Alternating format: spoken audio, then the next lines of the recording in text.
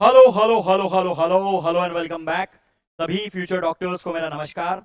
आइए शुरुआत करें एक और धमाकेदार सेशन की, बिना एक भी सेकंड बर्बाद किए आते हैं आज के हमारे टारगेट पे। तो ये है हमारा एजेंडा।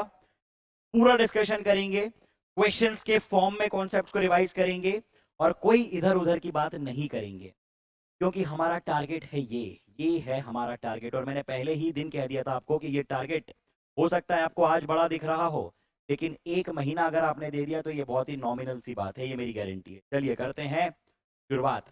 सबसे पहली बातें करेंगे यूनिट्स पे, लेकिन चर्चा सवाल के जरिए। Read the question. सवाल है 1994 का। क्यों लिया है? क्योंकि एक बहुत ही इंपॉर्टेंट कॉन्सेप्ट ये रिवाइज करवाएगा। In a particular system, the unit of length, mass and time are chosen to be 10 centimeter, 10 gram and 0.1 second. बहुत बढ़िया।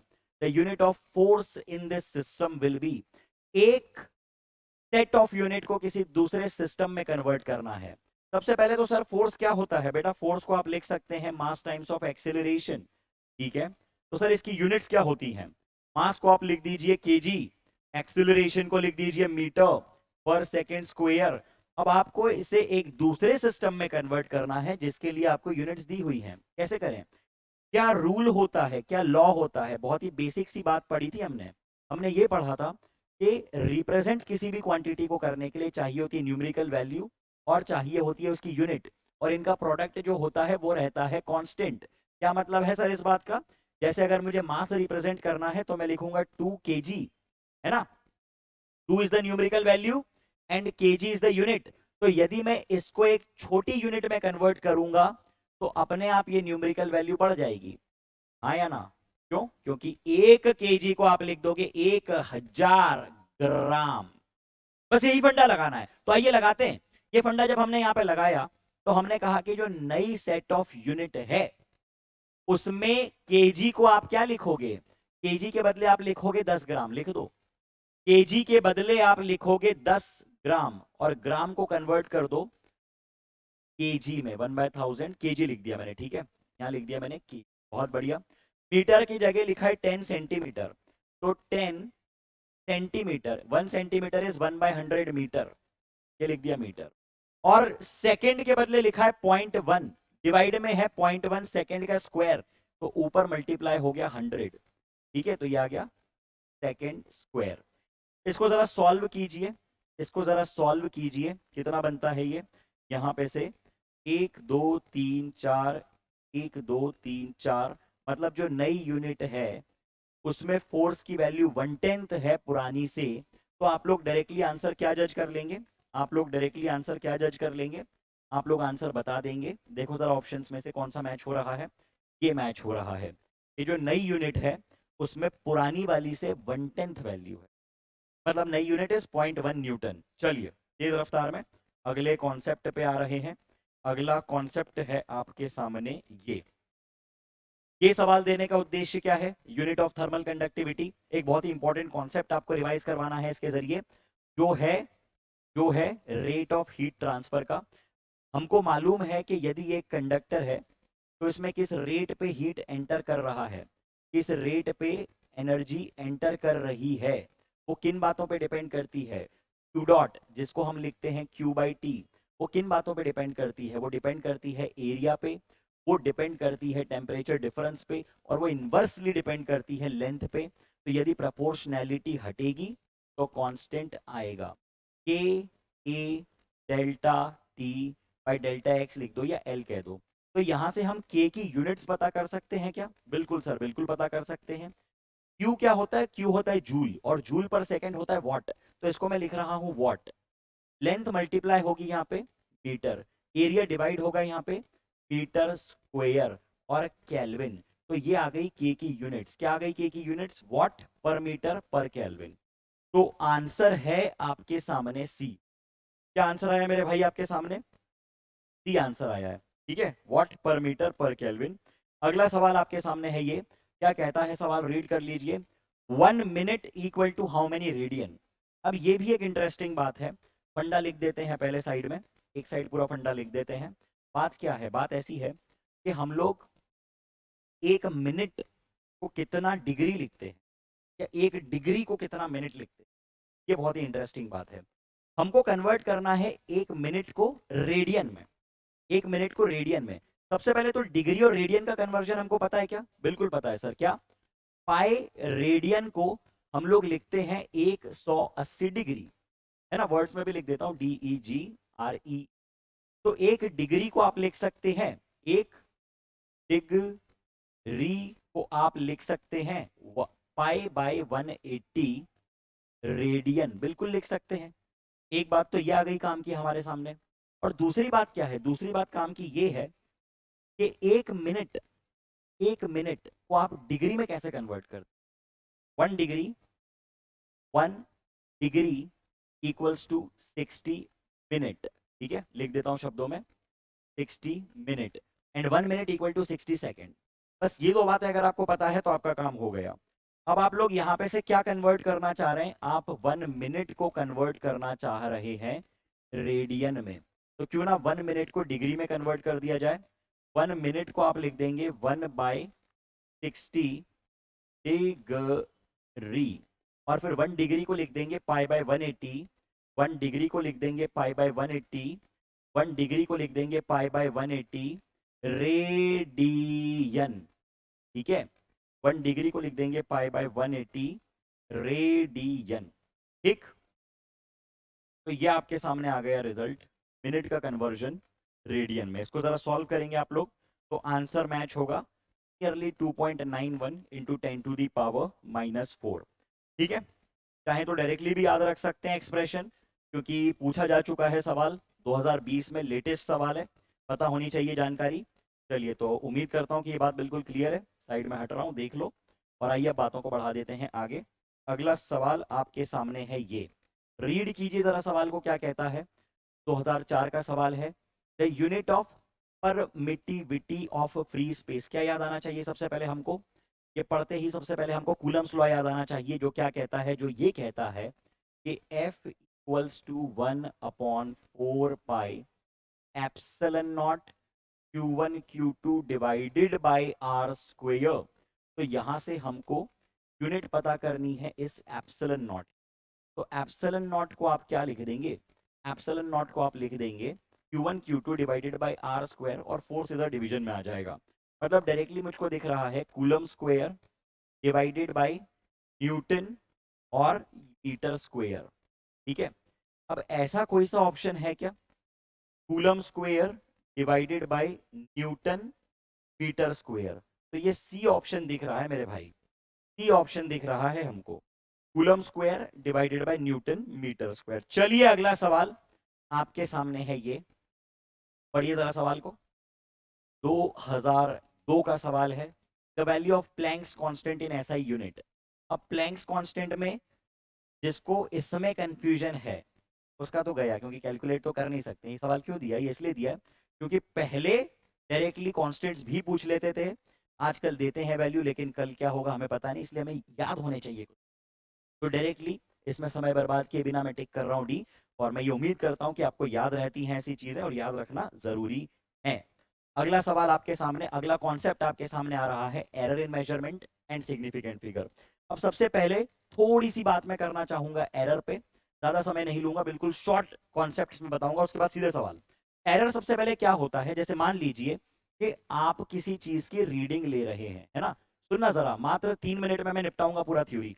अगर आप रीडिंग ले रहे हैं किसी भी चीज की, और आपने रीडिंग ली सबसे पहले A1, लेकिन अगली बार रीडिंग ली तो थोड़ी सी अलग आ गई, A2 आ गई, तो आपको क्या होगा? आपके दिमाग में डाउट आएगा कि चलो मैंने अभी तो A1 ली थी रीडिंग, अभी A2 आ गई, फिर आपने लिया, फिर A3 आ गई। तो आप क्या करेंगे? आप n नंबर ऑफ रीडिंग्स ले लेंगे, आप 2 4 6 8 10 रीडिंग्स ले लेंगे। लेकिन अब मैं अपनी असली रीडिंग A1 को मानूं या A2 को मानूं या AN को मानूं, ये तो बड़ी समस्या है, ये तो दिक्कत है। आप इनमें से किसी को ना मान के आप सीधे सीधे अपनी असली रीडिंग मान लीजिए, इनकी मीन वैल्यू को। तो मीन क्या होता है? मीन होता है इन सभी का सम, A1 plus A2 plus A3 plus dot dot dot dot dot up till AN, और इसको डिवाइड कर दीजिए n से। तो ये आपके पास मीन वैल्यू आ गई। और अगर आपके पास मीन वैल्यू आ गई तो इसके बाद आप क्या निकालेंगे? इसके बाद आप निकालेंगे absolute error. Absolute error, absolute error किस चीज में? हर इंडिविजुअल रीडिंग का आपको डिफरेंस लेना होगा इस मीन से, हर इंडिविजुअल रीडिंग का आपको डिफरेंस लेना होगा इस मीन से। तो ये आ गया एब्सोल्यूट एरर इन A1। इसी तरह से absolute error in second reading क्या बन जाएगा, A2 माइनस AM। इसी तरह से absolute error in third reading मिल जाएगा, फोर्थ रीडिंग मिल जाएगा। फिर आप क्या करेंगे, फिर आप निकालेंगे मीन किसका, एब्सोल्यूट एरर्स का। फिर आप निकालेंगे मीन ऑफ एब्सोल्यूट एरर्स का। वो क्या करेंगे आप जितने एब्सोल्यूट एरर निकाल चुके हैं उन सबका मीन लोगे। डेल्टा AM इसको हम लिखते हैं, और इसको आप लिख देंगे मॉड ऑफ डेल्टा A1 जो आप निकाल चुके हैं plus delta A2 dot dot dot delta AN divided by n। ये आ गया मीन ऑफ एब्सोल्यूट एरर। अब यहां से आप बात करेंगे, इसके बाद यहां से आप चर्चा करेंगे इसकी, इसके बाद यहां से आप चर्चा करेंगे इसकी परसेंटेज एरर। ठीक है, परसेंटेज एरर की। क्या होता है परसेंटेज एरर, परसेंटेज एरर होता है, परसेंटेज एरर होता है delta AM divided by AM into 100। बस खेल खत्म, 3 मिनट के अंदर खेल खत्म। तो चलिए अब सीधे हिट करते हैं सवालों को। पहला सवाल आपके सामने आ रहा है, ये जरा रीड कीजिए इस सवाल को। नीट 2020 का सवाल आपके सामने, पढ़ लो, सॉल्व करना शुरू कर दो। ये कह रहा है time interval measured by a clock, give the following reading. बड़ी अच्छी बात है, रीडिंग्स आपको देके रखिए। Percentage relative error, percentage error आपको निकालना है इसका। सबसे पहले रीडिंग्स आपके सामने है। पहली स्टेप क्या होगी सर, पहली स्टेप होगी कि हम लोग, पहली स्टेप होगी कि हम लोग मीन वैल्यू निकालें। दूसरी स्टेप एब्सोल्यूट एरर्स निकालें। तीसरी स्टेप मीन एब्सोल्यूट एरर, और चौथी स्टेप फॉर्मूले में लगा के आंसर निकालें। सबसे पहले मीन वैल्यू क्या बन जाएगी, मीन वैल्यू कैलकुलेट कीजिए इन सब का सम 1.25, तेज रफ्तार में करते जाइए। 1.24 प्लस प्लस 1.27 प्लस 1.21 प्लस 1.28, करो जरा तेज रफ्तार में सभी लोग।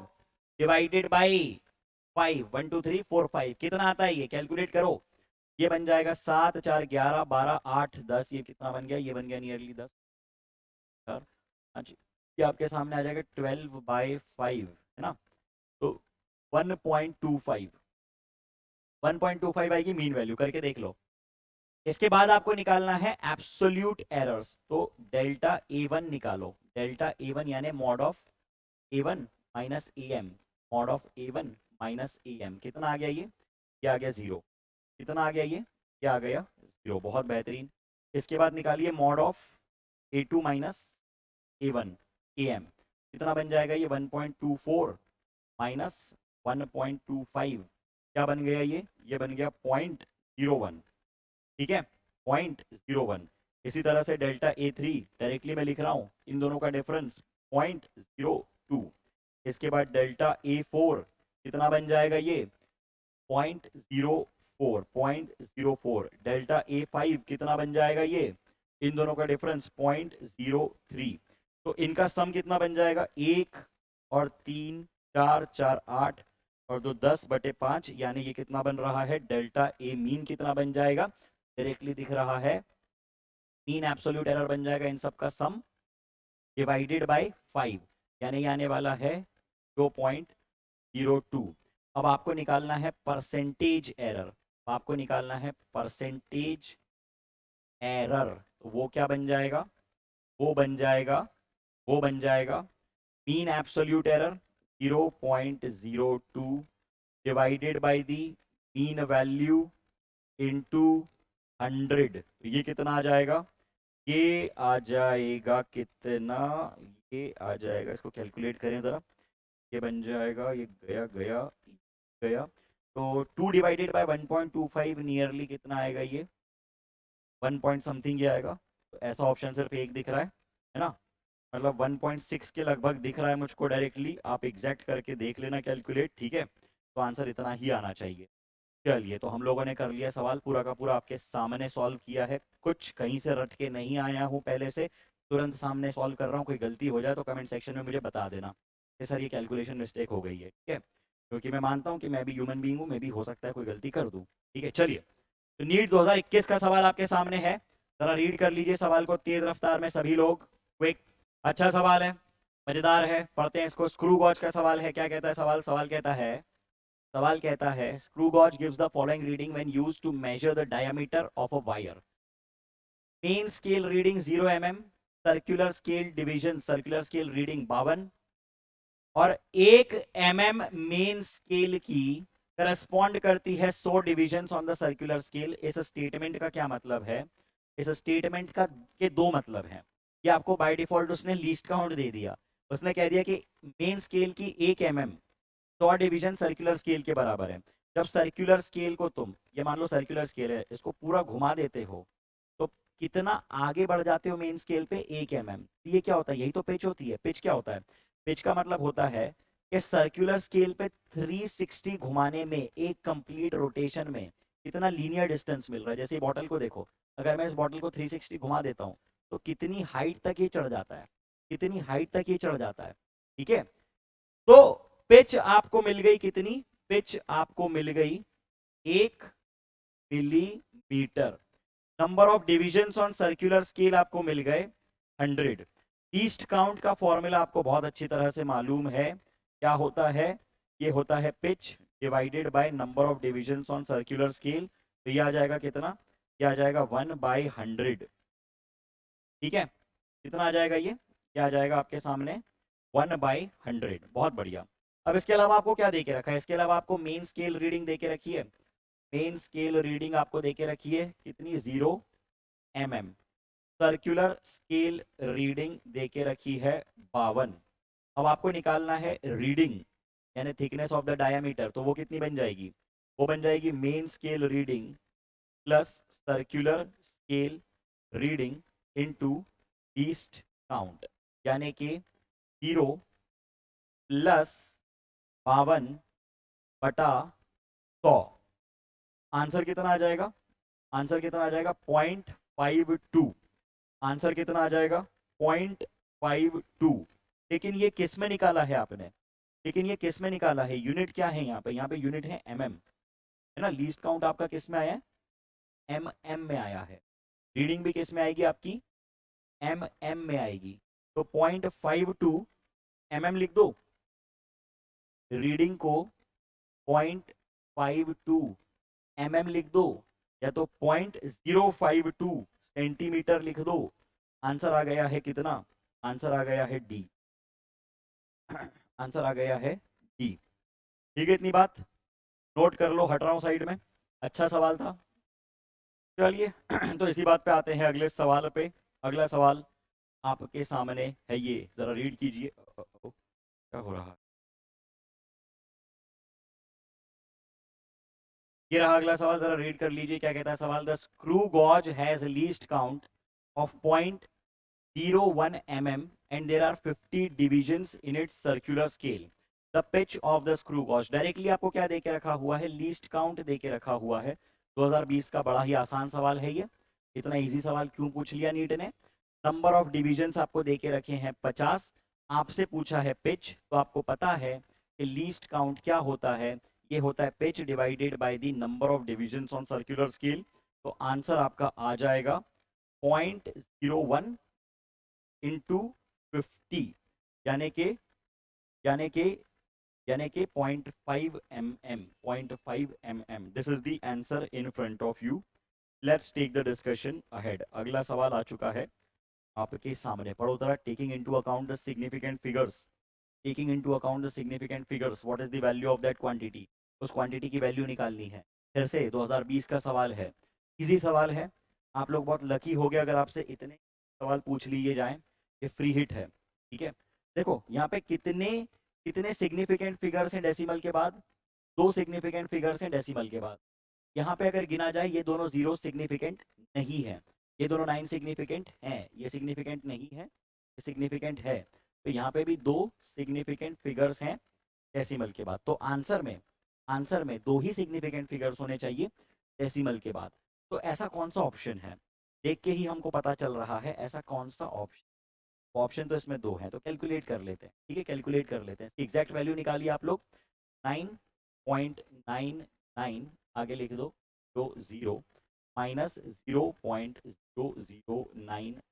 ठीक है, कैलकुलेट कर लीजिए इसको, कितना आता है ये आपको नियरली कितना दे देगा, देगा 1। ठीक है, 9 में से 9 2, ये बन गया 8, 9.9। तो मतलब क्या आंसर आपका आ जाएगा, सिंपल। ठीक, बातें बढ़ा देते हैं आगे। अगला सवाल 2019 से आपके सामने, जवान करो सवाल solve. The main scale of vernier caliper, the main scale of vernier caliper has n divisions per centimeter. n division of vernier scale coincide with n minus 1 division of main scale. n division of vernier scale coincide with n minus 1 division of scale. ओ हो, हमसे क्या पूछा है, हमसे least count पूछा है। क्या हमको लीस्ट काउंट का फॉर्मूला पता है? बिल्कुल पता है। क्या होता है लीस्ट काउंट? लीस्ट काउंट होता है, लीस्ट काउंट होता है महेंद्र सिंह धोनी माइनस उसका भाई Virendra Singh Dhoni, MSD minus BSD। ये होता है लीस्ट काउंट, ये होता है लीस्ट। ठीक है, ये होता है गुरु least count, main scale division minus vernier scale division. अब आप क्या कर सकते हैं, आपको मेन स्केल तो देके रखा हुआ है n डिविजन्स पर सेंटीमीटर। क्या बोला है, main scale of vernier caliper has n divisions, n divisions per centimetre. अच्छा, क्यों ना वर्नियर स्केल की वैल्यू रख दें, क्यों ना VSD की वैल्यू उठा के रख दें और बाद में MSD की वैल्यू सब्सटीट्यूट कर देंगे। और जरा देखें क्या करना है, समझो जरा। मैंने लिख दिया MSD माइनस VSD को मैंने लिख दिया n माइनस 1 बटा n, है ना, MSD। थोड़ा सा अरेंज कर लेते हैं, MSD कॉमन निकाल लेते हैं और MSD कॉमन निकाला तो ये बना n माइनस n प्लस 1 बटा n। ठीक है, n से n हो गए कैंसिल आउट, तो रिजल्ट आ रहा है MSD by n। Least count आ रहा है MSD डिवाइडेड बाई n, क्या रहा है लीस्ट काउंट। और MSD को अब आप क्या लिख देंगे, आपसे क्लियरली ये बोल रहा है कि n डिविजन्स हैं कितने में, कितने में, 1 सेंटीमीटर में। एक डिवीजन कितने सेंटीमीटर का बन गया, अरे मेरे भाई 1 सेंटीमीटर में n डिवीजन है, 1 सेंटीमीटर में 4 डिवीजन है, एक डिवीजन 1/4 सेंटीमीटर, 1 सेंटीमीटर में 10 डिवीजन है, तो एक डिवीजन 1/10 सेंटीमीटर, 1 सेंटीमीटर में 1000 डिवीजन है, तो एक डिवीजन 1/1000 सेंटीमीटर। तो यहाँ पे n डिवीजन है 1 सेंटीमीटर में, 1 सेंटीमीटर 1/n, एक डिवीजन 1/n सेंटीमीटर का बन गया। तो यहाँ पे आप क्या लिख दोगे, यहाँ पे आप MSD को लिख दोगे 1/n। ठीक है, और यहाँ पे भी है 1/n, और ये आ गया यूनिट सेंटीमीटर, तो 1/n स्क्वायर सेंटीमीटर आ चुका है आपके सामने जवाब। ठीक है, चलिए हट रहा हूँ साइड में, देख लो, लिख लो, नोट कर लो, कहीं कोई दिक्कत हो तो टैली कर लो। सभी लोग करते चलो, साथ साथ में सॉल्व करते चलो। ठीक है, बैठना नहीं है, आराम से। अगले सवाल पे आ रहे हैं, पढ़ो जरा सवाल को, पढ़ें जरा सवाल। A student measured the diameter, A student measured the diameter of a small steel ball, 2018 का सवाल है, using a screw gauge of least count। least count देके रखा है, बड़ी ही अच्छी बात है।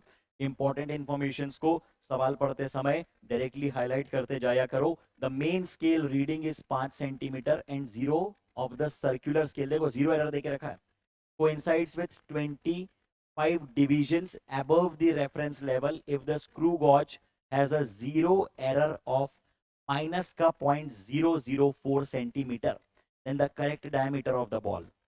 नेगेटिव जीरो एरर है तो रिजल्ट में क्या होगा, एडअप होगा, है ना। हमको मालूम है कि क्या होता है, हमको पता है कि रीडिंग क्या होती है, रीडिंग होती है main scale reading plus circular scale reading into least count, और माइनस क्या करते हैं हम लोग, जीरो एरर माइनस करते हैं, माइनस जीरो एरर, जेड ही लिख रहा हूं मैं, और जीरो एरर खुद नेगेटिव दिया हुआ है, तो रिजल्ट कितना आ जाएगा, मेन स्केल रीडिंग कितनी आ जाएगी, मेन स्केल रीडिंग आपको देख के रखी है 5 mm, सर्कुलर स्केल डिवीजन कितना दे रखा है, 25वां सर्कुलर स्केल डिवीजन, और लीस्ट काउंट कितना देके रखा हुआ है, लीस्ट काउंट आपको देके रखा हुआ है कितना, लीस्ट काउंट देके रखा है सेंटीमीटर में ना, 1 सेंटीमीटर को 10 mm लिख दो, पूरा में ले चलते हैं या पूरा सेंटीमीटर में ले चलते हैं। चलो मेन स्केल की कितनी देके रखी है तुमको, 5 mm में चलने देते हैं, बाद में कन्वर्ट कर लेंगे। ठीक, ये कितना बन गया, ये कितना बन गया, ये बन गया 0.01, 0.00 बना ना, 0.01 बन गया,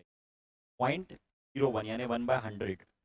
ओके, और माइनस, माइनस का 0.04, इसको भी मैंने एम में कन्वर्ट कर लिया। ठीक है, ये पॉइंट यहाँ लगना चाहिए था, गलत जगह लग गया पॉइंट। ठीक ठीक ठीक, तो इसको कैलकुलेट करते हैं यार, कितना आने वाला है ये, क्या आने वाला है 5.25 प्लस 0.04 है ना, यानी 5.29 कितना आने वाला है ये, 5.29, 5.29 mm, यानी कि 0.529 सेंटीमीटर। हलवा सवाल था एकदम, एकदम हलवा सवाल था, बच्चा सवाल था। चलो हट गया हूँ साइड में, नोट करना है कर लो, स्क्रीनशॉट लेना है ले लो। अगला सवाल तुम्हारे सामने है ये, पढ़ लो ज़रा सवाल को। अब इस सवाल का कॉन्सेप्ट समझें पहले कि क्या कह रहा है ये। 2013 का सवाल है, नीट में पूछा हुआ हर सवाल हमारे लिए सर्वोपरि है, हमारे लिए बहुत इंपॉर्टेंट है, चाहे वो कितना ही आसान क्यों ना हो। An experiment 4 quantities A B C D are measured with percentage error, कितना देके रखा परसेंटेज एरर, इंडिविजुअल क्वांटिटी में 1 2 3 4, quantity P is calculated as this, P देके रखा है आपको, P में परसेंटेज एरर निकाल, तो लॉ ऑफ एक्सपोनेंट लगाओ, परसेंटेज एरर इन P बन जाएगा कितना, 3 गुना percentage error in A plus 2 गुना परसेंटेज एरर इन B, है ना, plus percentage error in C plus percentage error in D। ये बन गया एक्सप्रेशन। ठीक है, तो कितना आ गया ये आ गया 3 गुना परसेंटेज एरर इन A यानी 3 टाइम्स ऑफ 1 प्लस 2 गुना percentage error in B times of 2 plus percentage error in C यानी 3 plus percentage error in D यानी 4। तो 4 और 3 7, 7 और 4 11, 11 और 3 14% आ रहा है आंसर। हलवा सवाल था एकदम, फिर से नोट करना हो तो कर लो, बातें बढ़ा रहे हैं आगे। अगला सवाल आपके सामने आ रहा है ये 2008 AIPMT का सवाल। The error in the measurement of radius of a sphere 2% यानी परसेंटेज एरर ऑफ रेडियस देके रखा हुआ है 2%। Determination the percentage error of volume. सबसे पहले तो वॉल्यूम ऑफ अ स्फीयर कितना होता है, ये होता है 4/3 पाई आर क्यूब। तो ये कांस्टेंट है मेरे भाई, ये कांस्टेंट है, इसकी चिंता नहीं करनी है। Directly percentage error in volume कितना लिख दोगे, directly percentage error in volume लिख दोगे 3 times of percentage error in yes, यानी 3 + 6% आंसर। फिर से हट रहा हूँ साइड में, नोट करना हो तो कर लो जल्दी से, तेज रफ्तार में सभी लोग।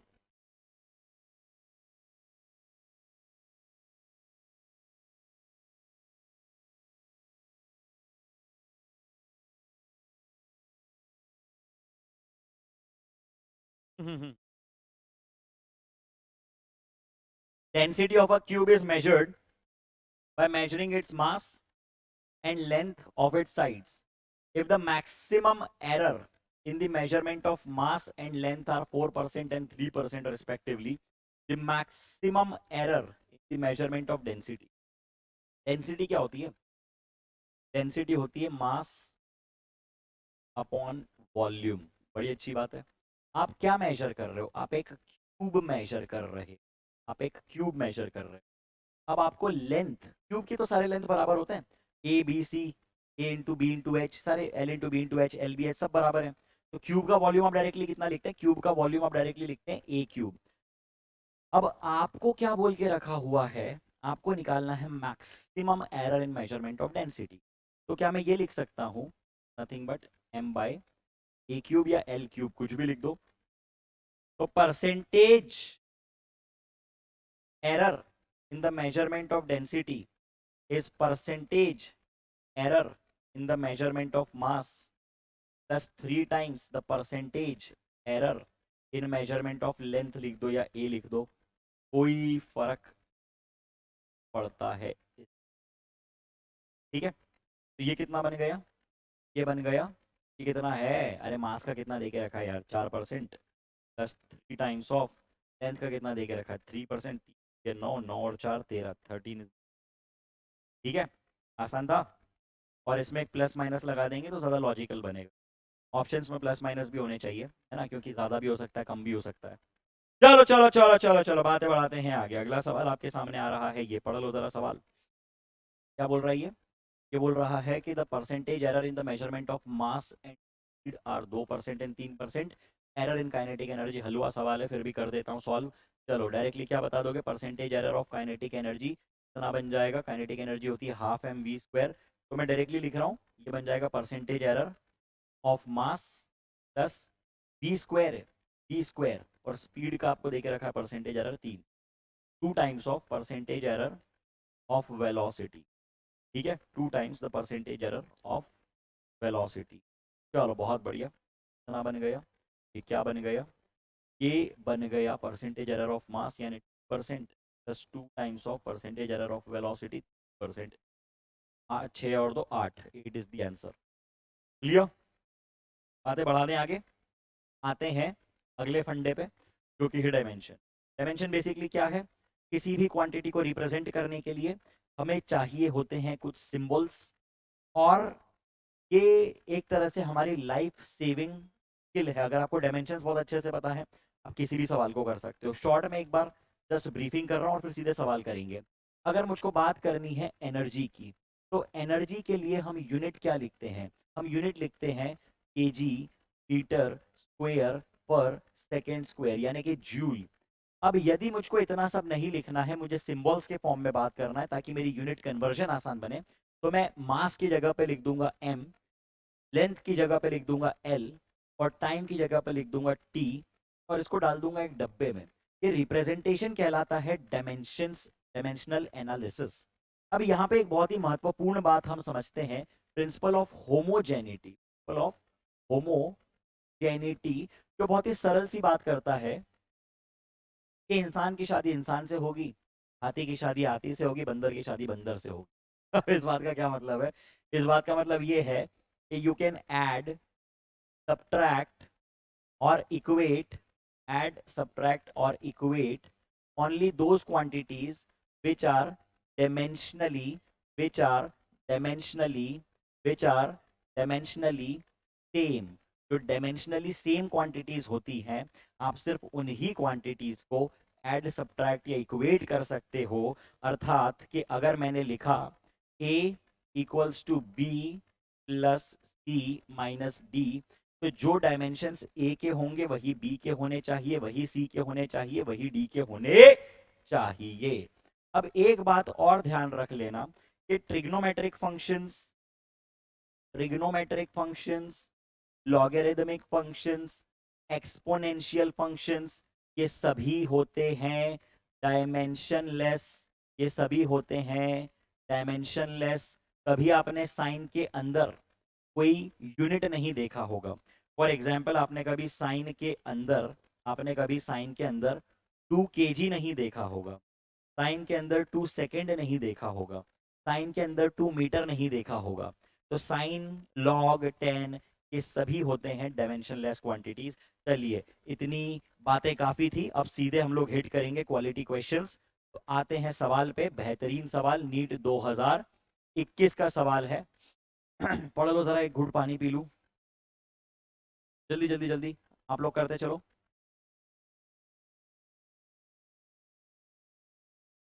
चलिए जी, तो पहला ही सवाल एक बहुत बढ़िया सवाल है डायमेंशंस का। हम लोग पूरी डायमेंशनल एनालिसिस इससे सीख लेंगे, रिवाइज कर लेंगे, जिसको नहीं आती वो सीख भी लेगा। तो कॉन्सेप्ट क्या है, कॉन्सेप्ट है डायमेंशनल एनालिसिस, एनालिसिस की कॉन्सेप्ट है डायमेंशनल एनालिसिस। अब क्या कहता है सवाल, सवाल कहता है कि if a force F, acceleration a and the time t are chosen as the fundamental physical quantity, find the dimensions of energy। तो मैं स्टेप बाय स्टेप सॉल्व करना शुरू कर रहा हूँ, मैं स्टेप बाय स्टेप पूरा सॉल्व करना शुरू कर रहा हूँ। सबसे पहले तो जो एनर्जी है वो किस किस पे डिपेंड कर रही है, वो डिपेंड कर रही है वो डिपेंड कर रही है फोर्स पे। तो लिख देते हैं कि फोर्स पावर पे किस पे डिपेंड कर रही, नहीं पता, फोर्स की पावर ए पे डिपेंड कर रही। वो डिपेंड कर रही है एक्सेलरेशन पे, एक्सेलरेशन की पावर हमें नहीं पता, बी मान लेते हैं। और वो डिपेंड कर रही है टाइम पे, तो टाइम की पावर हमको नहीं पता, मान लेते हैं। हमें फॉर्मूला जनरेट करना है ना, हमें इस तरह का एक फॉर्मूला जनरेट करना है। तो एनर्जी इन बातों पे डिपेंड कर रही है। अब मैं आपसे पूछता हूँ कि एनर्जी के डायमेंशंस क्या होते हैं। इतना हम सबको पता है कि एनर्जी जो है वो होती है केजी मीटर स्क्वायर पर सेकेंड स्क्वायर, यानी mL/T-2। फोर्स हमको पता है कि mL/T-2। एक्सिलरेशन मीटर पर सेकेंड स्क्वायर LT-2। इतनी जानकारी हम सबको है, बिल्कुल है सर। तो आइए जरा रखते हैं, एनर्जी को आपने रख दिया mL/T-2। बहुत बेहतरीन, ठीक है। प्रोपोर्शनलिटी हटेगी, कांस्टेंट आएगा, वो हम निकाल नहीं सकते, उसकी चिंता भी नहीं करनी क्योंकि ऑप्शन में दिया नहीं, इसलिए मैं डायरेक्टली इक्वल लिख रहा हूँ। लोग पूछ सकते हैं कि मास्टर प्रोपोर्शनल को इक्वल कैसे रख दिया। चलो फोर्स को आप लिख दोगे mL/T-2 to the power a. Acceleration को लिख दिया LT-2 की पावर कितनी, अरे बोलो रे, बोलो बोलो बोलो, बी। और टी टी टी टी म्हणजे टाइम, ठीक है, की पावर सी, है ना। तो कितना बन जाएगा ये कितना बन जाएगा, ये बन जाएगा लेफ्ट हैंड साइड पे मास, सुनना ध्यान से, लेफ्ट हैंड साइड पे लेंथ की पावर 2, टाइम की पावर -2। अब राइट हैंड साइड पे इंडिविजुअल क्वांटिटीज के एड अप करते हैं हम लोग, मास और कहीं मास नहीं है, यहाँ बन जाएगा मास की पावर ए, लेंथ की पावर ए प्लस बी, लेंथ की पावर ए प्लस बी, टाइम की पावर -2a, टाइम की पावर -2a -2b प्लस सी, टाइम की पावर -2a -2b प्लस, है ना, टाइम यहाँ पे -2, यहाँ पे -2a -2b प्लस सी। बहुत बढ़िया। तो मास कितना है यहाँ पे, मास की पावर 1 है ना, मास की पावर कितनी है, मास की पावर 1 है। राइट हैंड साइड पे कितना है, ए है, तो डायरेक्टली मैं कंपेयर कर रहा हूँ, इंडाइसेस इतने हमको आते हैं कि मैं कंपेयर करके डायरेक्टली लिख सकता हूँ m की पावर 1 इक्वल टू m की पावर a, ये a की वैल्यू आ गई 1, डाल दिया डब्बे में। दूसरा कंपैरिजन मैं कर रहा हूँ, l की पावर 2 इक्वल टू l की पावर a प्लस बी, तो a प्लस b की वैल्यू आ गई 2, a की वैल्यू है 1, तो b की वैल्यू भी आ गई 1, है ना। और तीसरी बात मैं कंपेयर कर रहा हूँ, t की पावर -2 बराबर t की पावर, इस तरफ कर देता हूँ, ज्यादा कंजेस्टेड हो जाएगा, है ना, यहाँ लिख रहा हूँ t की पावर m की पावर a l की पावर 2, ठीक है, t की पावर -2 इक्वल टू कितना, बोलो यार, चुपचाप बैठे हो, t की पावर बोलते चलो फटाफट, -2a -2b और प्लस सी। तो -2 इक्वल टू -2a, a की वैल्यू 1, b की वैल्यू भी 1, है ना, b की वैल्यू भी 1 प्लस सी, प्लस सी, ठीक है। तो कितना बन गया ये नहीं पड़ गया, बी की सी की वैल्यू आ गई 2, सी की वैल्यू आ गई 2। तो मतलब एक्सप्रेशन क्या बन जाएगा, एक्सप्रेशन बन जाएगा F(A)T2, F(A)T2, F(A)T2। चलो देख लो, इस रफ्तार में आंसर आ चुका है आपके सामने, पूरा का पूरा डिराइव करके, पूरा का पूरा सॉल्व करके दिखा दिया आपके सामने, लिखते चलो, है ना। बेहतरीन क्वालिटी एजुकेशन चल रही है, तगड़ी वाली, पूरा बेनिफिट उठाओ। अगला सवाल आपके सामने आ गया है, ये पढ़ो जरा सवाल को क्या कहता है, पढ़ लो जरा सवाल को क्या कहता है।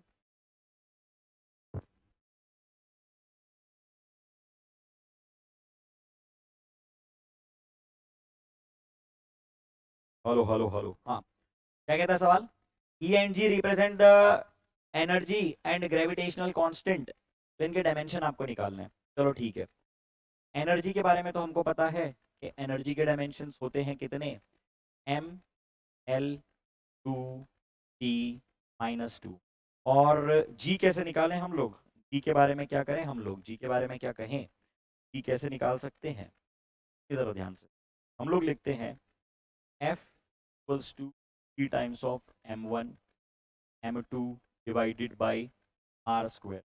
तो जी कितना बन जाएगा, जी बन जाएगा F यानी न्यूटन मीटर स्क्वायर पर केजी स्क्वायर, है ना, पर केजी स्क्वायर।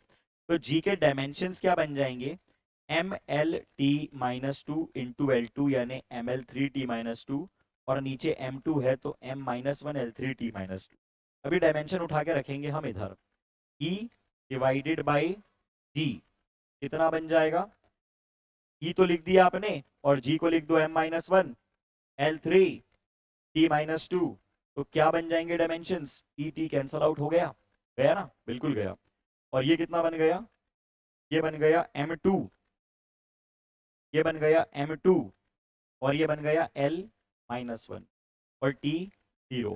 तो ऐसा कोई ऑप्शन है M two L minus one T zero, हाँ ये है ना M two L minus one T zero. चलो नोट कर लो, हट रहा हूँ साइड में, जल्दी से सभी लोग नोट कर लो, कर लिया हो तो बढ़ जाते हैं आगे। अगला सवाल आपके सामने है, नीट 2020 का सवाल है। अरे इतना सिंपल, इतना सरल सा सवाल 2020 में। स्ट्रेस, स्ट्रेस क्या होता है, स्ट्रेस, स्ट्रेस क्या होता है, स्ट्रेस, स्ट्रेस होता है force acting per unit area, M L T minus two divided by L two M L minus one T minus two. सरल सा सवाल, सरल सा जवाब। अब फिजिकल क्वांटिटी 2017 का सवाल है, of the dimensions of length can be formed by C D and this quantity, क्या देख रखी है quantity, E square divided by four pi epsilon not is velocity of light. ठीक है, सी क्या लेके रखा है, वेलोसिटी ऑफ लाइट। कुछ मिस्टेक है यहाँ पे, ऐसे लिख देता हूँ, C is velocity of light. ठीक है, G is the universal gravitational constant, और बाकी क्वांटिटीज आपको देके रखी हुई है। ये एक्सपोनेंट है, ये जो है चार्ज है इलेक्ट्रॉन का। राइट, चलिए आई एम बिजी, आवाज़ तो आ रही है बेटा, जस्ट एक सेकेंड, थोड़ा सा अंधेरा हो गया है यहाँ पे, बल्टर टू कर रहा है, आ जाएगी, एक मिनट, आ गई, है ना। चलिए सवाल रिज्यूम करते हैं। ये बोल रहा है कि फिजिकल क्वांटिटी जिसके डायमेंशंस लेंथ के बराबर है और वो आपने बनाया है सी ई, और उस क्वांटिटी से जहाँ पे ई जो है वो चार्ज ऑफ इलेक्ट्रॉन है। ठीक है, जी यूनिवर्सल ग्रेविटेशनल कांस्टेंट। अब वही क्वांटिटी की वैल्यू आपको निकालनी है। मतलब क्या है, मतलब आपको डायमेंशंस कंपेयर करने हैं, या तो आप ऑप्शन से कंपेयर कर लो, और या तो जो मेथड मैंने अभी बताई थी उससे कंपेयर कर लो। क्या आसान लग रहा है, करके देख लेते हैं। हमको कहा है कि एक तरफ लेंथ है यानी M zero L one T zero, और दूसरी तरफ क्या क्वांटिटीज हैं, दूसरी तरफ कई सारी क्वांटिटी।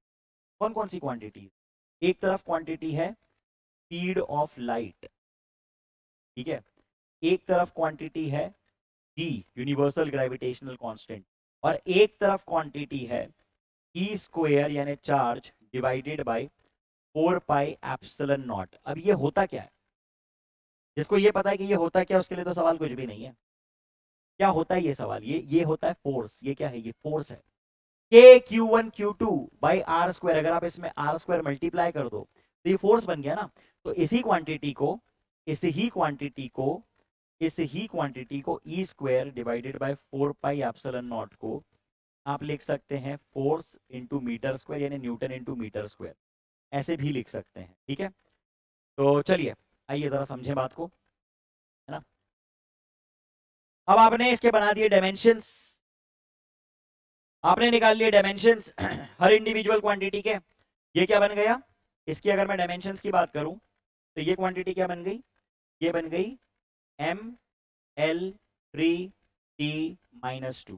ठीक है, इसी तरह से, इस ही तरह से आपने डायमेंशंस निकाल दिए। सी के डायमेंशन आपको मालूम है क्या होती है, सी के डायमेंशन, सी होता है एल टी माइनस वन। बहुत बढ़िया। और इसके अलावा क्या बचता है, इसके अलावा बचता है जी।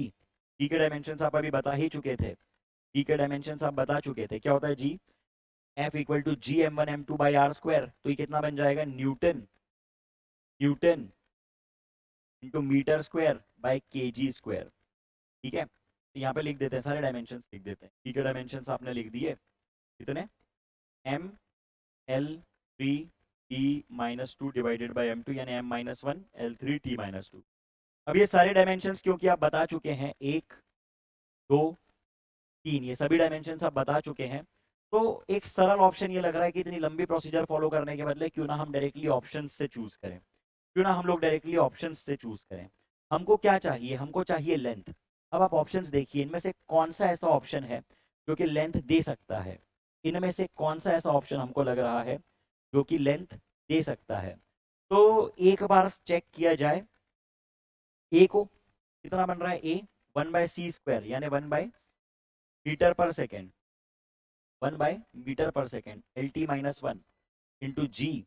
जी कितना है, जी कितना है, जी है m minus one L three T minus two into ये जो पूरी क्वांटिटी है मैंने लिख दी, क्या बन गया ये, m l three T minus two और इसकी पावर है 1/2। पहला ऑप्शन चेक कर रहे हैं, उससे काफी आइडिया लग जाएगा। तो यहाँ पे क्या हुआ, यहाँ पे मास से मास कैंसल आउट हो गया, L3 बन गया L6 और ये बन गया T माइनस फोर, तो 1/LT माइनस वन L6, तो ये बन जाएगा L3 और T माइनस फोर, तो ये बन जाएगा T माइनस टू। तो पहला ऑप्शन तो मैच नहीं हो रहा है, तो इसलिए हमने लगा दिया क्रॉस पहले ऑप्शन पे। पहला ऑप्शन तो मैच नहीं हो रहा है, जिस वजह से हमने लगा दिया क्रॉस पहले ऑप्शन पे। एक सेकंड, हो रहा है क्या मैच, एक बार आप भी चेक कर लीजिए, पहला ऑप्शन मैच हो रहा है या नहीं हो रहा है। चाहिए of length can B form, नहीं हो रहा है ना, नहीं होता हुआ दिख रहा है। एक बार कैलकुलेशन क्रॉस चेक कर लें, एक बार हम लोग कैलकुलेशन क्रॉस चेक कर लें, कहीं कोई मिस्टेक तो नहीं कर दी। 1/LT-1 का स्क्वायर, एक स्क्वायर हमने मिस कर दिया, स्क्वायर हमने मिस कर दिया, I am really sorry, really really really really really sorry बेटा, मुझसे गलती हुई, आई एक्सेप्ट दिस। यहाँ पे सी स्क्वायर आएगा। अब एक बार क्रॉस चेक करें, आप क्रॉस चेक करें बेटा, कितना बनेगा ये बनेगा L2 और ऊपर तो कोई मिस्टेक नहीं हुई। ई कितना है, ई है Newton ML T-2 ML3 T-2, correct है, ये तो करेक्ट है ना। टी की वैल्यू हमने करेक्ट डाली है और epsilon not upon 4 pi T square upon 4 pi epsilon not की वैल्यू भी हमने सही डाली है, बिल्कुल सही। यहाँ पे ये गलती हो, ये एक और गलती हो, एक और गलती हो गई, सिली मिस्टेक बेटा, सिली मिस्टेक, एक, ठीक है देखना ध्यान से, ये हमने लिखा इतना सही था, ये हमने काटा ये भी सही था। इसके बाद L3 और T-2 और इसकी पावर में 1/2, तो 1/L2 T-2 into L3 T-2, तो यहाँ पे से ये दोनों निपट गए और ये बचा L, ये बचा L। तो एक छोटी सी गलती के कारण अभी हमारी पूरी मेहनत पानी में चली जाती, वो तो सडनली क्लिक हो गया कि यार यहाँ पे स्क्वायर है, हमने स्क्वायर लिया नहीं है। तो ये बहुत इंपॉर्टेंट बात है, हो सकता है कि नीट के एग्जाम में आपसे भी ऐसी कोई सिली मिस्टेक हो जाए, तो ये जो मिस्टेक्स सॉल्व करने के दौरान होती हैं इनको बहुत ध्यान से नोट किया कीजिए कि इस तरह की गलती एग्जाम में ना हो, वरना होता क्या है कि हमारे 30-40 सेकेंड एडिशनल वेस्ट होते हैं। अब अगर हमने ये पहले ही ध्यान दे दिया होता तो हमारे 40 सेकेंड बच जाते, तो एग्जाम में 40 सेकेंड बहुत बड़ी बात होती है। तो चलिए आंसर हमने मार्क किया है ए।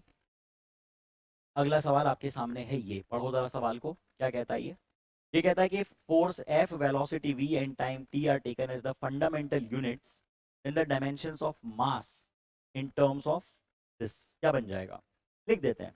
मास चाहिए तो लेंथ 0 टाइम 0, बहुत बढ़िया बहुत बेहतर।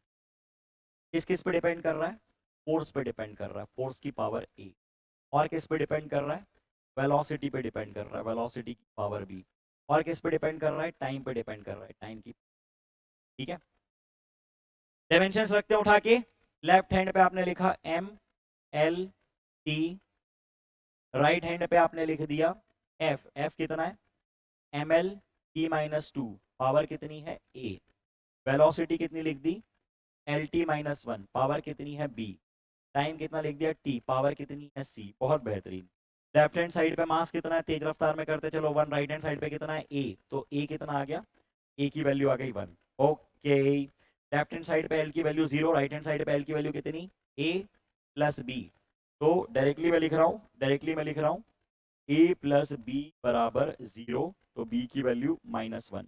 और तीसरी बात, लेफ्ट हैंड साइड पे टी की वैल्यू 0, राइट हैंड साइड पे टी की वैल्यू कितनी, -2a माइनस बी प्लस सी, -2a माइनस बी प्लस सी। तो ए और बी की वैल्यू उठा के रख दो, ए की वैल्यू 1, ए की वैल्यू 1, बी की वैल्यू -1, तो सी कितना आ जाएगा, ये बना -1, सी की वैल्यू भी आ गई 1, सी की वैल्यू भी आ गई 1।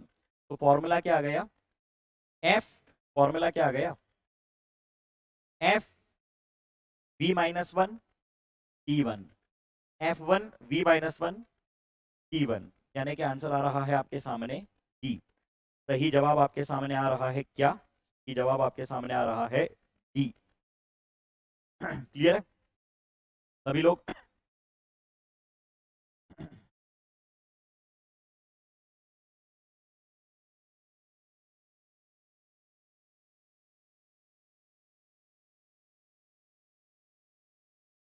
हम्म। हाँ, तो चलिए क्या सवाल है, the dimensions of mu not epsilon not की पावर -1/2। तो ये जो क्वांटिटी है, जब तक आपको फॉर्मूला नहीं पता तब तक आप इसको सॉल्व नहीं कर सकते, वरना आपको फिर म्यू नॉट का फॉर्मूला देखना पड़ेगा, बायो सावर्ट लॉ से एप्सिलॉन नॉट का फॉर्मूला आपको निकालना पड़ेगा, कूलम्स लॉ से। आपको डायरेक्टली ईएम वेव का कॉन्सेप्ट पता होना चाहिए, C = 1/√ओवर म्यू नॉट एप्सिलॉन नॉट। तो यहाँ पे से अब आप क्या लिख देंगे, यहाँ पे से आप लिख देंगे कि को कैसे अरेंज करके लिख सकते हैं, इसको आप ऐसे लिख सकते हैं ना, अरेंज करके ऐसे, ऐसे। तो ये क्या है, ये और कुछ नहीं है, ये क्या है, this is nothing but speed of light. ये क्या है, ये स्पीड ऑफ लाइट ही तो है। और स्पीड क्या होता है, LT-1। तो आंसर कितना आ गया, आंसर आ गया सी। ठीक, चलो बहुत बढ़िया। अगला सवाल आपके सामने आ गया, dimensions of half epsilon naught e square, where epsilon naught is the permittivity and e is the electric field। अब वैसे तो हमको पता है कि एनर्जी डेंसिटी होती है, ठीक है, फॉर्मूला पता है हमको, लेकिन फिर भी हम इसको डिराइव करेंगे क्योंकि हमारा काम है डायमेंशन सीखना, ना कि इलेक्ट्रोस्टैटिक सीखना। ठीक है, तो मैं करके दिखा रहा हूँ पूरा डिराइव। अब आपने अभी अभी एप्सिलॉन नॉट की बात कर ली थी इस फॉर्मूले में, 1/4 pi epsilon naught Q1 Q2 K Q1 Q2 divided by are square. तो एप्सिलॉन नॉट को आपने कितना लिख दिया, इसको आपने लिख दिया coulomb square divided by newton metre square. ठीक है, ये आपने डायमेंशंस लिखे किसके, ये आपने डायमेंशंस लिखे के, ये आपने डायमेंशंस लिखे एप्सिलॉन नॉट। बहुत बढ़िया, बहुत बढ़िया, मजे आ गए। अब इलेक्ट्रिक फील्ड की अगर हम बात करें तो इलेक्ट्रिक फील्ड क्या होती है, इलेक्ट्रिक फील्ड होती है force acting per unit charge. तो ये बन जाएगा न्यूटन पर कूलम। और ई स्क्वायर के डायमेंशंस क्या बन जाएंगे, ई स्क्वायर के डायमेंशन, चलो यही लिख देते हैं, पहले यूनिट लिख देते हैं। आप बात कर रहे हैं quantity half epsilon not into E square. Half की कोई मायने नहीं है, हाफ को गोली मारी है। एप्सिलॉन नॉट के यूनिट्स आपने लिखे C²/न्यूटन मीटर स्क्वायर। मैं डायमेंशंस डायरेक्टली क्यों नहीं लिख रहा हूँ, क्योंकि कैंसल आउट होने वाले हैं। और ई स्क्वायर को मैंने लिखा Newton square divided by coulomb square. तो यहाँ से मुझको क्या पता चला, मुझको ये पता चला कि ये कैंसल आउट हो गया, और एक न्यूटन से एक न्यूटन भी कैंसल आउट हो गया। तो रिजल्ट जो है वो बच रहा है न्यूटन पर मीटर स्क्वायर। तो यदि इस क्वांटिटी में मैं मीटर मल्टीप्लाई और मीटर डिवाइड कर दूं तो ये बन जाएगा न्यूटन मीटर, जो कि होती है एनर्जी, और नीचे बन जाएगा मीटर क्यूब, जो कि होता है वॉल्यूम। तो हमको मिल गई quantity energy per unit volume, हमको मिल गई quantity energy per unit volume, जो क्या होती है, जो एनर्जी डेंसिटी होती है। एनर्जी की यूनिट्स ml/T-2 और वॉल्यूम की यूनिट्स L3, तो ml-1 T-2। क्या आ गया आपके सामने आंसर, ml-1 T-2। आसान सवाल था। चलिए बातें बढ़ा देते हैं आगे तेज रफ्तार में। Let's take the discussion further.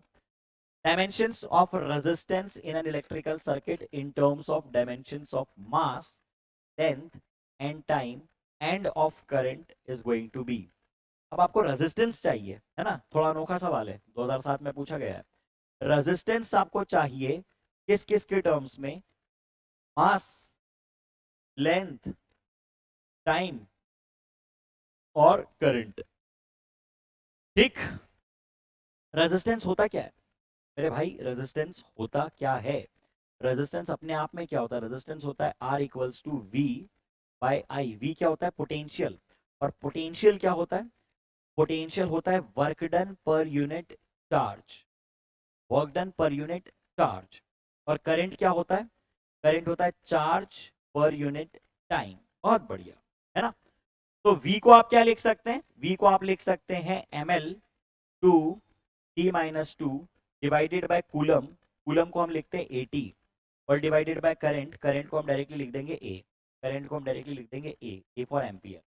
ठीक है, A फॉर एप्पल नहीं, A फॉर एम्पियर, है ना? चलो, ये जानकारी हमने लगाई रेजिस्टेंस के डायमेंशंस निकालने में MLT और A के टर्म्स में। Work done per unit charge, ये है चार्ज, करंट इनटू टाइम और इनटू करंट। उम्मीद करता हूँ कि ये बात क्लियर है। तो अब लगाएंगे डायमेंशनल फॉर्मूले में, इन सभी वैल्यूज को फिट करेंगे। आर की जगह पे आपने रख दिया कितना? आर की जगह पे आपने रख दिया, रेजिस्टेंस की जगह पे आपने रख दिया M L two T minus three A minus two. ML2 T minus three A minus two. बहुत शानदार। अब ये किस किस पे डिपेंड कर रहा है? ये डिपेंड कर रहा है मास की पावर A, लेंथ की पावर B, E की पावर C, I की पावर D। ये डिपेंड कर रहा है M की पावर A, L की पावर B, E की पावर C, I की पावर। तो लेफ्ट हैंड साइड पे मास कितना है? लेफ्ट हैंड साइड पे मास 1 है। राइट हैंड साइड पे मास कितना है? A है। तो A की वैल्यू आ गई 1। लेफ्ट हैंड साइड पे L है 2। राइट हैंड साइड पे L कितना है? B है। तो B की वैल्यू आ गई 2। राइट लेफ्ट हैंड साइड पे T कितना है? -3 है। राइट हैंड साइड पे T C है, तो C की वैल्यू आ गई -3। और और करंट, करंट यानी एम्पियर। एम्पियर कितना है? एम्पियर करंट कितना है? करंट लेफ्ट हैंड साइड पे -2 है। करंट लेफ्ट हैंड साइड पे -2 है और यहाँ पे D है, तो D की वैल्यू आ गई -2। D की वैल्यू आ गई माइनस D की वैल्यू आ गई -2। ABCD की वैल्यूज आपके सामने आ गई। तो एक्सप्रेशन क्या बन गया? एक्सप्रेशन बन गया ML2 T-3 और I-2। ML2 T-3 I-2, यानी कि आंसर आ गया आपके सामने D। आंसर आ गया आपके सामने D। नोट कर लो, क्या सवाल था? आसान था वैसे, तो कोई बहुत बड़ी बात थी नहीं। ठीक है, फिर भी अच्छी बात है, लिख लिया होगा आपने। चलो बातें बढ़ा देते हैं आगे। अगला सवाल आपके सामने है ये। अब ये किस कॉन्सेप्ट पे बेस्ड है? ये बेस्ड है प्रिंसिपल ऑफ होमोजेनिटी पे। थोड़ी देर पहले ही आपको बताया था प्रिंसिपल ऑफ होमोजेनिटी क्या होता है।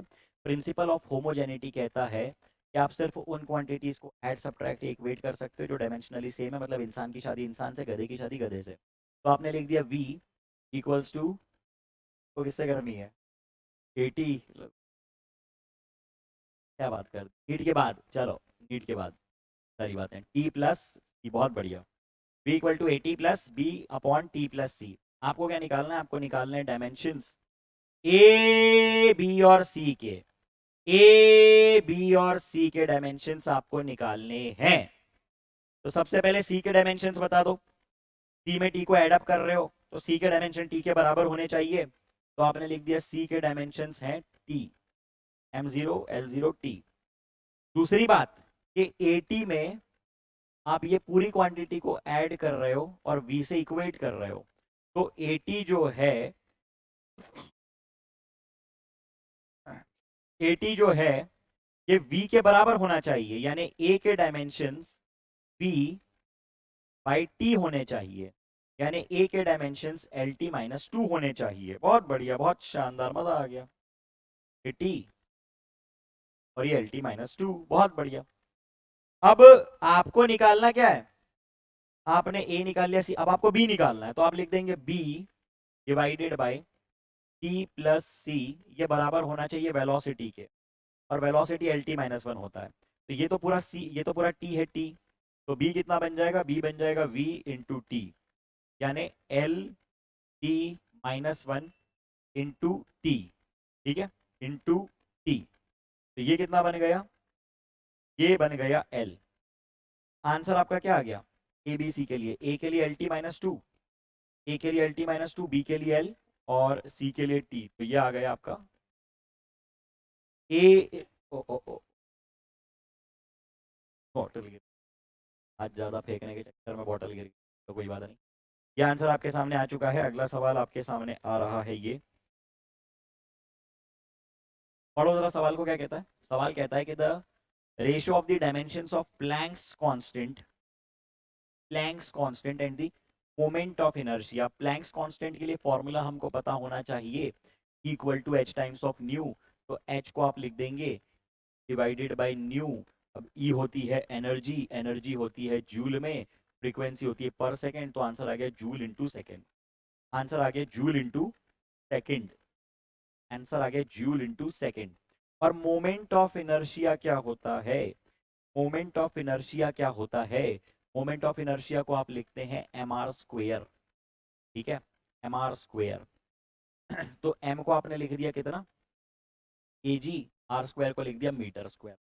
ठीक, तो आपको क्या निकालना है, आपको निकालने dimensions of Planck's constant divided by moment of inertia I. तो ये बन गया joule into second divided by के जी इंटर स्क्वेयर।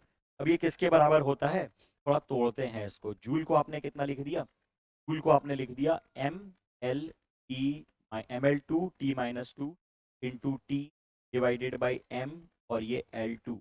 तो कितना बन जाएगा, एम से एम कट जाएंगे, एल टू से एल टू कट जाएगा, और यहाँ पे बचेगा कितना, यहाँ पे बचेगा टी माइनस वन। यहाँ पे बचेगा T minus one. T minus one क्या होता है, टी माइनस वन होती है फ्रिक्वेंसी। टी माइनस वन क्या होता है, टी माइनस वन होती है फ्रिक्वेंसी। तो आंसर कितना आ गया आपके सामने, आंसर आ गया। चलो नोट करो, तेज रफ्तार में आते हैं अगले सवाल पे। अब यार ये तो हो चुका है सवाल, कई बार हो चुका है, इसको मैं फिर से नहीं कर रहा हूँ। आंसर हमको मालूम है, याद होना चाहिए, डन है ये। ग्रेविटेशनल वैल्यू कई बार निकाल चुके हैं सेशन में। अगला सवाल, प्लैंक्स कांस्टेंट के डायमेंशन किसके बराबर होते हैं। Planck's constant has the dimensions of what, Planck's constant होता है जूल इनटू सेकंड। ये किसके बराबर है, ये है जूल होता है energy per unit time into time. तो प्लैंक्स कांस्टेंट किसके बराबर बन गया, प्लैंक्स कांस्टेंट एनर्जी के बराबर, ओ सॉरी सॉरी, प्लैंक्स कांस्टेंट होता है जूल इनटू सेकंड, जूल होती है एनर्जी, एनर्जी इनटू टाइम आप करेंगे M L two T minus two into T T minus one. ये किसके डायमेंशन, चेक करते हैं। एंगुलर मोमेंट, एंगुलर मोमेंटम होता है एम बी आर, एम होता है के जी, बी होता है एल टी माइनस वन, और आर होता है एल। ये बन गया M L two T minus one, यानी कि ये एंगुलर मोमेंटम के बराबर है। ठीक, चलो बातें बढ़ा देते हैं तेज रफ्तार में आगे। का सवाल आपके सामने है, ये रीड कर लो जरा सवाल को क्या कहता है ये। The force F on a sphere of radius R moving in a medium with velocity is given as F equals to 6 pi eta R V. ठीक है, Stokes law. The dimensions of eta, eta के dimension क्या बन जाएंगे, ईटा बन जाएगा F divided by, ईटा बन जाएगा क्या, एफ ईटा बन जाएगा एफ डिवाइडेड बाई 6 पाई तो कांस्टेंट है, आर इंटू बी। क्या बन जाएगा ये बन जाएगा M L minus two divided by L into L minus one. ये कितना बन जाएगा, ये बन जाएगा M L minus one minus M L minus one T minus. ठीक है, चलो बहुत बढ़िया, बहुत बेहतरीन। अगला सवाल आपके सामने है ये, which of the following have the dimension of time. अब देखो ये बढ़िया सवाल है ना, ये अच्छा सवाल है। इसके लिए अगर आपको अपना एलसीआर सर्किट वगैरह एसी के कुछ कॉन्सेप्ट्स पता है तो आप डायरेक्टली कर दोगे, आप डायरेक्टली कर दोगे। क्यों, क्योंकि मैं बताता हूँ, एक कॉन्सेप्ट आता है रेजोनेंस फ्रीक्वेंसी का, जिसमें हम ये बताते हैं कि condition of XL equal to XC is the condition of resonance. याद आ रहा है, तो हम लिखते हैं omega L equal to one by omega C. Omega को लिखते हैं हम लोग 1/√ओवर एल सी। ठीक है, ओमेगा को लिखते हैं 1/√ओवर एल सी। अब एक इंफॉर्मेशन आपको यहां से मिल रही, एक इंफॉर्मेशन आपको यहां से, ये बोल रहा है कि इनमें से कौन सा डायमेंशन हो सकता है टाइम का। तो क्या ये हो सकता है ओमेगा इक्वल टू 1/√ओवर एल सी, क्या ये हो सकता है टाइम का डायमेंशन। ओमेगा को आपने कितना लिख दिया, ओमेगा को आपने लिख दिया 1/2 यानी 3 वर्ष, ओमेगा को आपने लिख दिया 3 वर्ष, और ये क्या है, ये है 1/एल सी। तो क्या ये LC टू दी पावर -1 क्या ये टाइम के बराबर हो सकता है? नहीं हो सकता। क्या हो सकता है? सॉरी, टाइम की पावर -1/2 हो सकता है? नहीं हो सकता। तो पहला ऑप्शन कट गया, पहला ऑप्शन कट गया। अब R/L चेक करते हैं, L/R चेक करते हैं, C/R चेक करते हैं। इसके लिए आपको याद करना पड़ेगा formula of current growth and current decay. क्या किसी को करंट ग्रोथ और करंट डीके के फॉर्मूले याद है? क्योंकि उस फॉर्मूले में एक्सपोनेंट आता है और उस फॉर्मूले में आप लोग जज कर सकते हैं वैल्यू ऑफ आर। तो हमको पता है कि टाइम कांस्टेंट जो है आरसी सर्किट के लिए time constant tau equal to RC निकलता है और एलआर सर्किट के लिए L/R निकलता है। तो डायरेक्टली हम लोग इसका आंसर जज कर सकते हैं, ये नहीं है, ये गलत है। T/L कोई क्वांटिटी नहीं देता है, R/L भी नहीं, L/R इज द आंसर। तो let's take the discussion ahead. Answer हमारे सामने आ चुका है सी। अगला सवाल आपके सामने आ रहा है, ये रीड कर लीजिए सवाल को। क्या कहता है सवाल? सवाल आपके सामने है, तो कहता है कि इक्वेशन, ये रही इक्वेशन आपके सामने। हाँ, ये रही इक्वेशन आपके सामने। अब ये इक्वेशन में कौन सी क्वांटिटी क्या रिप्रेजेंट कर रही है? P रिप्रेजेंट कर रहा है प्रेशर, P रिप्रेजेंट कर रहा है प्रेशर, V रिप्रेजेंट कर रहा है वॉल्यूम और थीटा रिप्रेजेंट कर रहा है temperature. If A and B are constant then the dimensions of A will be. Same funda principle of homogeneity का हम लोग अप्लाई करेंगे। यदि मैं P में A/V² को ऐड कर रहा हूं तो इनके डायमेंशंस आपस में बराबर होने चाहिए। यदि मैं P में A/V² को ऐड कर रहा हूं तो इनके डायमेंशंस आपस में बराबर होने ही चाहिए। तो ए को आप लोग लिख सकते हैं P टाइम्स ऑफ V। ठीक है, तो P क्या बन जाता है? P के डायमेंशंस क्या होते हैं? Pressure, force acting per unit area, ml T-2 divided by L2 यानी ml-1 T-2 इंटू V² यानी V⁴ ये बन जाएगा ml5T-2, ml5T-2 यानी आंसर आपके सामने आ जाएगा A। ठीक है, आसान सवाल था। अगला सवाल आपके सामने है ये, which of the following is a dimensionless constant? अब इनमें से कौन सा डायमेंशनलेस कांस्टेंट? ग्रेविटेशनल कांस्टेंट बिल्कुल भी नहीं, निकाल चुके हैं। रिलेटिव डेंसिटी, पॉइजन्स रेशियो और refractive index. Relative density, refractive index और पॉइजन्स रेशियो। चलो एक एक की बात करते हैं। रिफ्रैक्टिव इंडेक्स को क्या लिखते हैं? Mu equals to C/V, speed of light in air upon speed of light in medium. तो दोनों ही जो है उसके रेशियो हैं किस किस के? लाइट के। क्या करें, क्या मार्क करें, क्या होगा इसका? रिलेटिव डेंसिटी क्या होती है? रिलेटिव डेंसिटी क्या होती है? Density of a substance compared to the density of water. हाँ या ना? और पॉइजन्स रेशियो क्या होता है? Lateral strain is to longitudinal strain. तो यहाँ पे तो मोर देन वन करेक्टर दिख रहे हैं, मतलब हम लोगों को इसमें करना चाहिए which of the following is a dimensional constant. किसके डायमेंशन होंगे, है ना? तो किसके डायमेंशन होंगे? सिर्फ इसके डायमेंशन होंगे। इन दोनों के ही कोई डायमेंशंस नहीं है, क्योंकि ये रेशो है स्पीड का, ये रेशो है स्ट्रेन का और ये रेशो है किसका? डेंसिटीज का। तो these all are dimension less.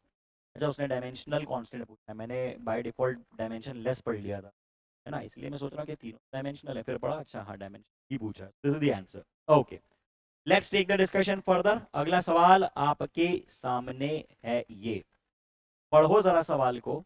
ये बोल रहा है turpentine oil is flowing through a tube of length L and radius r. The pressure difference between the two ends of the tube is P. The viscosity of oil is given by the formula. ये रहा formula आपके सामने, बहुत बढ़िया।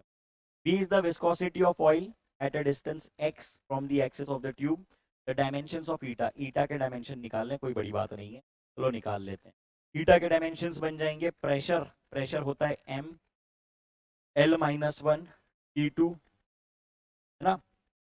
T-2 force upon area into ये पूरी quantity क्या है? ये लेंथ है, ये भी लेंथ है, तो ये बन गया L2 डिवाइडेड बाय वेलोसिटी होती है LT-1 इनटू लेंथ, ये बन गया L2। तो L2 कट गया, रिजल्ट क्या बच रहा है? रिजल्ट बच रहा है M L-1 T minus one, M L minus one, T minus one. ठीक है, तो ऐसा कौन सा ऑप्शन है M L minus one T minus one? ये रहा। चलो बहुत बढ़िया, बहुत बेहतरीन, बहुत शानदार, बातें बढ़ा देते हैं। अगला सवाल आपके सामने है ये, the time dependence of physical quantity, the time dependence of physical quantity is given by, the time dependence of physical quantity given by this। ठीक है, बहुत बढ़िया। where alpha is a constant and t is the time, that constant alpha, alpha की unit बतानी है। फिर से वही प्रिंसिपल ऑफ होमोजेनिटी याद है आपको? प्रिंसिपल ऑफ होमोजेनिटी में मैंने बताया था कि ट्रिग्नोमेट्रिक फंक्शंस, लॉगरिथम्स और एक्सपोनेंट डायमेंशन लेस होते हैं, उनके अंदर कोई डायमेंशन नहीं आ सकता। तो अगर उनके अंदर कोई डायमेंशन नहीं आ सकता, तो यहाँ पे जो एक्सपोनेंट आपने लिखा है, क्या लिखा है एक्सपोनेंट? आपने लिखा है e to the power minus alpha into T square. तो आपको नहीं लगता कि ये जो पूरी क्वांटिटी है ये डायमेंशन लेस होनी चाहिए, यानी कि एल्फा के डायमेंशंस 1/t² होने चाहिए ताकि वो कैंसल आउट हो जाए। तो एल्फा के डायमेंशंस आ गए T to the power -2, alpha के डायमेंशंस आ गए टी टू दी पावर -2। बहुत बढ़िया, बहुत शानदार, बेहतरीन। अगला सवाल आपके सामने ये है, तेज रफ्तार में पागल हो जाओ, बिल्कुल तेज रफ्तार में करते जाओ सॉल्व। क्या बोल रहा है सवाल? According to the Newton the viscous force acting between the liquid layers is given by, सारे फॉर्मूले देखो, कितनी बढ़िया बात है, सुनना। एक समझदार स्टूडेंट अपना पूरा 11th और 12th क्लासेस एक लेक्चर से रिवाइज कर लेगा। हर फॉर्मूला तो आपको दे दिया मैंने, थर्मो से लेके इलेक्ट्रोस्टैटिक से लेके ईएम वेव से लेके फ्लूइड मैकेनिक्स तक आया ना? क्या बोल रहा है सवाल? सवाल कहता है कि according to Newton the viscous force acting between layers, ठीक है, वेलोसिटी ग्रेडियंट पे डिपेंड करता है। और कैसे डिपेंड करता है? कुछ ऐसे डिपेंड करता है, कुछ ऐसे डिपेंड करता है। आपने लिख दिया F equal to minus eta A dv by dz। बहुत बेहतर। ईटा क्या है? ईटा कांस्टेंट है। ईटा क्या है? ईटा कांस्टेंट। और आपको क्या निकालना है? ईटा के ही आपको डायमेंशन, ठीक है, ईटा के ही डायमेंशन आपको निकालने हैं। तो आइए निकालते हैं, आइए निकालते हैं। ईटा बन जाएगा F यानी ml माइनस, है ना? अब ये दोनों कैंसल आउट होके बचेंगे सिर्फ L, तो L को मैं भेज रहा हूँ डिवीजन में, और ये वेलोसिटी है LT -1, डायरेक्टली मैं लिख रहा हूँ यहाँ पे। इसको मैं करूँगा सॉल्व, ये मुझको दे देगा m1 L, एक गया -1 और T -1, ml -1 T -1 निकाल चुके थे, लेकिन फिर से हमने इस फॉर्मूले से भी जस्टिफाई कर लिया। बात बढ़ा देते हैं आगे। डायमेंशनल फॉर्मूला फॉर प्रेशर कर चुके हैं, इसमें समय बर्बाद नहीं करेंगे। अगला सवाल आपके सामने है ये, dimensional formula for torque. Torque होता है R क्रॉस F। तो मैं मानता हूं इतने समझदार आप बन चुके हैं कि डायरेक्टली ml/t -2 बता दें। ध्यान देने वाली बात यह है कि वर्क, टॉर्क, एनर्जी सबके सेम डायमेंशन होते हैं, लेकिन फिजिकल सिग्निफिकेंस अलग अलग है, इतनी जानकारी हमको होती है। चलिए अगला सवाल आपके सामने देके रखा है, x equals to 80 plus bt square, where x is the distance traveled by the body in kilometer, while t the time in second, then the unit of b। b की यूनिट्स आपको निकालनी है। प्रिंसिपल ऑफ होमोजेनिटी क्या कहती है मेरे भाई? कि x equal to b into T square होना चाहिए। तो b क्या बन जाएगा? b बन जाएगा x divided by T square. ओ हो, x है किलोमीटर में, x है किलोमीटर में, और टाइम है सेकेंड, तो किलोमीटर पर सेकेंड स्क्वायर आ गई। सरल सवाल था, बातें बढ़ाते हैं। अगला सवाल आपके सामने है ये, dimensions of self inductance. Self inductance के डायमेंशंस निकालने के लिए दो तरीके मैं आपको बता रहा हूँ, दो तरीके बता, ठीक है? या तो आप वो टाइम कांस्टेंट वाला फॉर्मूला याद रख लीजिए, आपने अभी भी बताया T इक्वल टू L/R, है ना? लिख देते हैं T इक्वल टू L/R, आपने अभी भी बताया। और दूसरी बात, सेल्फ इंडक्टेंस का लॉ याद रख लीजिए, इक्वल टू माइनस L/di/dt। दोनों से आपका काम हो जाएगा, ठीक है? -L/di/dt। अच्छा अच्छा, किससे निकालें? किसी से भी निकालो, इससे निकाल चुके हैं, इससे निकाल लेते हैं, है ना? पूरी जानकारी हमको मिलेगी। आइए, तो L को आपने लिख दिया E इंटू dt, मतलब T divided by current, current को लिख दिया I। Is the EMF। E क्या होता है? EMF। EMF क्या होता है? पोटेंशियल। पोटेंशियल यानी वोल्ट। वोल्ट को क्या लिखते हो? वोल्ट को आप लोग लिखते हो क्या? वोल्ट को लिखते हो वर्क डन अपॉन चार्ज, लिखते हो ना? वर्क डन को क्यू डेल्टा भी लिखते हो, वर्क डन को क्यू टाइम्स ऑफ डेल्टा भी लिखते हो, बिल्कुल लिखते हो। वी क्या है? वोल्ट होता है। Work done equals to Q delta V लिखते हो ना? हाँ या ना? तो वी को क्या लिख दोगे? Q delta W by Q, बिल्कुल। तो क्या बन जाएगा ये बन जाएगा वर्क डन यानी M L two T minus two divided by charge. Charge को आप लोगों ने लिख दिया एम्पियर इंटू सेकेंड, पर है सेकेंड, ये है एम्पियर। तो कट पिट के क्या बचने वाला है? कट पिट के ये बचने वाला है M L two T minus two A minus two, M L two T minus two A minus two, M L two T minus two A minus, ठीक है, M L two T minus two A minus आ गया आपके सामने सही जवाब। आखिरी सवाल आपके सामने है ये, on the following quantities which of the following has dimensions different from the remaining? Compare कर लेते हैं, आखिरी सवाल है। Energy per unit volume, energy यानी M L two minus two divided by L three, तो ये बन जाएगा M L minus one T minus. Force per unit area, force होता है M L T minus two divided by L two, तो ये बन जाएगा M L minus one T minus two. Product of voltage and charge per unit volume, voltage and charge, voltage into charge क्या होता है? Voltage into charge होता है work done. क्यों? अभी अभी आपने लिखा ये वोल्टेज इनटू इनटू चार्ज होता है, वोल्टेज चार्ज होता है वर्क डन। वर्क डन को आपने लिख दिया M L two T minus two divided by volume यानी एल थ्री, ये भी बन गया M L minus one T minus two. तो इन तीनों के तो दिख रहे हैं कि बराबर है। एक, दो, एंगुलर मोमेंटम निकाल ही चुके थे हम लोग, कितना निकलता है angular momentum? M v R, ठीक है, एम बी आर। तो आंसर आपका आ गया एंगुलर मोमेंटम, इसके डायमेंशंस बाकी सबसे अलग हैं। तो ये हम लोगों ने कर लिए सवाल, नियरली 42 क्वेश्चंस हम लोगों ने आज किए, ठीक है। तो थ्योरी पे मैंने कम से कम समय दिया, सवाल ज़्यादा किए। अब अगला लेक्चर होगा मोशन इन स्ट्रेट लाइन का, कोशिश यही रहेगी कि इससे भी ज़्यादा सवाल हम लोग करें। आज का लेक्चर हमारा बना है 1 घंटा 17 मिनट, 1 घंटा 20 मिनट, तो वी आर ऑन टाइम। हमने तेज रफ्तार में किया क्योंकि आपके समय की बहुत ज़्यादा वैल्यू है, आप लोग प्लीज़ बात समझिए। पूरी जद्दोजहद, पूरी मेहनत बस यही है कि जितना करवा सकता हूँ आपको, उतना कम से कम समय में मैं आपको दे दूँ, अर्पण कर दूँ, ताकि ये सफ़ेद कोट और आप में बहुत ज़्यादा डिस्टेंस ना बचे, है ना? तो बेटा दिल से यही कोशिश हमेशा रहेगी कि अपना बेस्ट आपको दें, और अब आप पे जिम्मेदारी है कि आप उसका 100% यूटिलाइजेशन करें, आग लगा दें, बिल्कुल बेहतरीन तरीके से, जैसे पढ़िए। चलिए तो फिर मिलते हैं अगले सेशन में, तब तक के लिए okay, tata, bye, thank you.